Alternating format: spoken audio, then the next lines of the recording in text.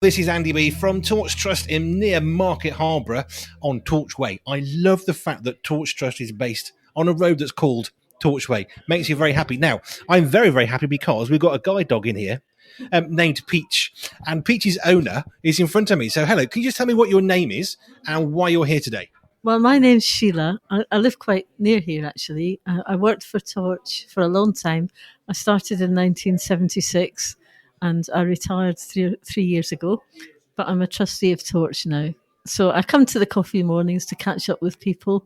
So we're having the coffee morning today and we catch up with people, meet old friends and try and make new ones. Which is brilliant. I was just been chatting to Rachel and her husband, who actually met on a Torch Trust holiday, which is fabulous in '85. I remember that.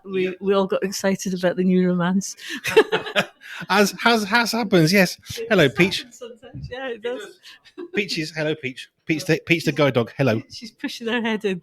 I think Peach wants to be interviewed. I think she wants to be interviewed. You have to unravel the cable for me, though. So we lost the microphone. I'm not even going to blame the dog. I think I just pulled the cable out the side of the computer. You wrecked the dog a little bit, wouldn't you? Yes, as you said, it's a dog. It's a guide dog. It's not an angel. No, she's not an angel. She likes to push her face into if she thinks that something interesting is going on.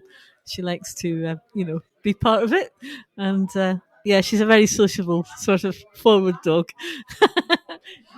Right, so we're here. We've had the Torch Trust coffee morning, which you came to. You said you worked here. What was your job when you were actually working for Torch Trust? Well, I did a few different jobs because I was here for a long time. I started at the age of 21. It's very, very unusual for someone to work at the same place all their working life, but that's what I did. I felt God told me to come down here. I, as you can maybe tell by my speech, I'm from Scotland. I'm not English.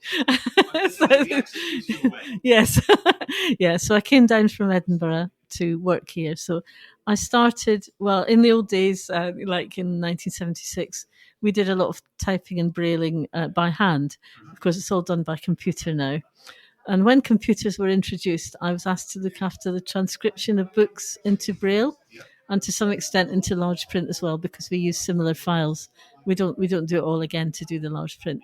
So somebody led that project, and gradually we got into it. And it used to all be done by hand, and it was very labour intensive. Both the Braille and the large print used to be written out page by page, and it took a long time. So we managed to speed up the ability to produce books. So even now, it can be produced in a very short time if we get a file from a publisher. So if Christian publishers are willing to give us their files and we want to do the book, we're away. We can do it very quickly. Fab. So you've been involved with the manually intensive part of it. Yeah. So you said you now come here, but what do you do these days? You said you're a trustee. So what do you do as a trustee? As a trustee, well, I obviously attend the board meetings, and I'm just there to help if anything's asked. One thing I do here is that I read out the Braille letters to the people who are in the help desk, because none of them can read Braille. We're quite a rare breed, actually. It's a very small percentage of blind people actually read Braille, which does surprise a lot of people. So it's not surprising that there isn't anybody handy. Actually, we have got blind and partially sighted people working here, but they don't all read Braille. So I had a question about Braille, which came up earlier, so I'm hoping you can answer this. I know with sign language, for example, that you can get regional dialects, you can get different languages of sign language, and also with sign language, it has sort of evolved and modernized over time. So there are new words and new ways of using your hands to speak the words. How does it work with Braille? Is this similar, that there are different languages, dialects? How does the language element work? Is there an English Braille and a French Braille, or is it sort of universal? So the Braille cell is 6 dots, and of those 6 dots, you can make lots of different combinations. So in English, we use contractions that occur, so abbreviations to shorten Braille books are very big as they are, but we try and reduce them a bit by doing a few abbreviations. So, for example, the word together is TGR. That's how we write it. So it saves a lot of space, as you can tell. Yeah. But in French, that they might want a different word to abbreviate. So that their common words, they'll have abbreviations for their words. And in some languages that haven't maybe had Braille so long, they haven't evolved a contracted system, an abbreviated system yet. So they do it letter by letter, but that does take a lot of space if you do it that way. So it's not so much the Braille. The Braille's not a language. It's just using the 6 dots in different ways. And of course, French and English is going to be different, so they're going to use it in. They've got the E acute. Well, for example, their E acute is our contraction for the word for, FOR. So it doesn't. It means something. They've used it for something different. So you need to make sure you've got a book in Braille that you can read. And I love the fact you're actually reading out, I'm guessing, Braille letters. Is that the thing people that have sent in a letter to Torch Trust? Is that what that's about? Yeah, some of them come from India, Africa, overseas as well as the UK. In fact, I think probably more of our letters come from foreign countries than from the UK now. So that's how it is. So I read them out, see what they want, and they their requirements are written down and they're dealt with. Fab. Right, I want to move on to your dog, Peach. Hello, Peach. She's gone to sleep now. Oh, she's heard a name. Oh, she's looking. She's looking. Yeah. So how do you get a guide dog, and how do you then, as a person, learn to work with an animal, because they're still animals, but also they're going to help you? So how does that relationship get formed so that you can sort of read each other, if you like? Yeah, that's a very good question. So guide dogs have got a system of placing puppies that they breed. So they've got their own breeding program, and they try to select dogs that have got good temperaments and willing to learn things. And I'd say Peach has got both of those attributes. She's got a good temperament and she is willing to learn. So they're left with volunteers called puppy raisers for about 12 months. And they're taught to toilet train, to get the dog to walk slightly in front, not to heel, because when they get on the harness with us, they need to be a step ahead of us. So they don't get taught to go to heel, they're taught to walk slightly in front. And then they get into the guide dog training system, and they show the dog how to keep us on a straight line. So they call it the straight line principle. And so they get the dogs to walk in a dead straight line from one point to point A to point B.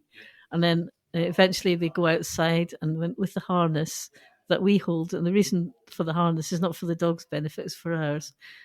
We can feel the dog moving right or left or forward. So they put the leather bit on first. There's a leather piece first. And then if the dog doesn't react badly to that, they pop the handle on. And that's when the real work starts. So they train them to stop at the edge of a curb so they don't just drift into the road. And then we have to do we have to know where we're going. So we're doing the navigating, as it were, and deciding when it's safe to cross. Although if we tell the dog to go forward and there's something coming up, hopefully they'll think, no, I'm not going. It's called intelligent disobedience. Because they have disobeyed your command, but they've done it for a good reason. I'm guessing that you get support as well in terms of, because the dog, it needs to work with you, you need to work with the dog. But I mean, if it's been sort of pre-trained to a point, in a sense, I suppose the human needs to be trained to the same kind of way of working. Is that about right? It is right. The guide dog instructors do walk with the dogs on the harness before we get them. And some of them are even brave enough to blindfold themselves and get the dog to take them down the street. I don't think they all do that, but some of the really brave ones do. But what I have found, she's my 4th dog. When we first get them, they suddenly realise that we're not queuing them up the same to things that are coming up, because obviously we can't see them ourselves. So their confidence may drop a little bit to start with, and then we can build it up again just by gently encouraging the dog when it does something good, and just keep working together and letting the dog know you're on its side. I think it's so important that the dog knows that that you're happy with it, and you really praise it when it does well, and that's so it's reward-based training. They get rewards for doing well and for doing what we need them to do, and it works out very well, really. I mean, sometimes somebody might get a dog and it doesn't work out with them, but I've had 4. My 3rd one was really hard work to get going. I thought, I know it all now, I can do this easy, but I got quite a shock. But I must say that this one has been very good. She's been pretty good. I haven't had much trouble with her at all. Although she does like exploring, so she has run off a few times. Not because she doesn't like me, but she just likes to explore, see what's there. Which perhaps may not be the most useful in situations where you think, I don't know where I am, where's my dog gone? Come back. Oh, yeah, she wouldn't do it when she was on the harness. It's just if she was allowed to run about by herself, she might do it. But her initiative is good for me when we're working, because the fact that she's spirited and keen to try things is good for her work as well. So I don't mind. Fabulous. Thank you so much for your time. I'm going to let you get on, but thank you. I'm really grateful for your time. Rated 5 stars by Sorted Magazine's film critic, Pure 247 takes you behind the scenes of the birth of a global Christian radio station. Andy B will have you laughing and crying as you discover what it takes to create ministry that matters in this inspiring tale of perseverance, honesty, and vulnerability. Buckle up and get ready for a story that's uplifting as it is entertaining. Behind the microphone, they face bankruptcy, eviction, and 2 life-changing surgeries. Can they make it? Will they make it? Get your copy of this life-changing book today. Pure 247 is available now on Amazon. Andy B is best described as a man after God's own heart, who insists that God's vision and resourcing trump all handicaps.